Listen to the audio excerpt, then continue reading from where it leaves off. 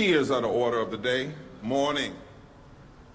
We mourn the loss of life. We grieve the destruction and the hurt and the pain of so many in Orlando, so many across this nation. Some have said and made a great to-do about these being our brothers and sisters in the LGBTQ community, but in a larger sense,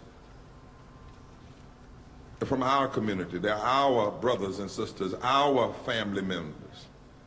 And in death, as they were in life, they are children of God, and we must weep as one family. But while we cry, Laura, while we cry, we must also gain our composure and not allow hate or cynicism to have the first, the last, or the loudest word. We cannot use hate as the path through this pain.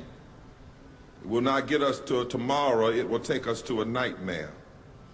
Hate fuels hate, racial hate, homophobic hate, religious hate, class hate, and the rhetoric of hate is always a precursor and a prerequisite to the actions of hate. And so today we gather as one human family in a vigil for love, justice, equality, and nonviolence. And by our very presence, we stand in protest to hate, discrimination, and violence. And why do we connect these three today? It's because we remember the wisdom of Coretta Scott King when, after her husband was murdered by hate, she was asked, "What do you think about violence?" And she said, "I know violence. My husband was brutally murdered, but violence is much deeper than that." She said, "Poverty is violence. Starving a child is violence. Suppressing people's culture and their sexuality is violence. Neglecting school children is violence. Discrimination against working people is violence. Not paying people a living wage is violence. Ghetto housing is violence.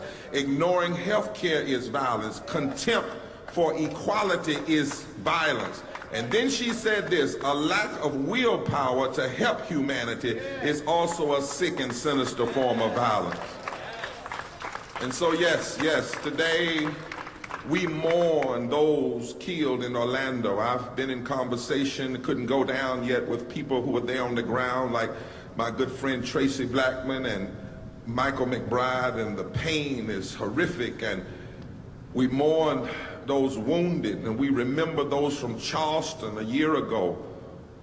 But we also come to this vigil because everywhere across this country we must take up our position in our own states against violence, hate, and discrimination. And so we mourn the violence and discrimination and the hate in our own state. That's right. A state where we have passed the worst bill against the LGBT community in the country. A state where we've also, in that same bill, seen legislators attack the working poor and those who need protection from employment and discrimination. We must stand against hate and discrimination in all of its form. We are in a state we need to mourn,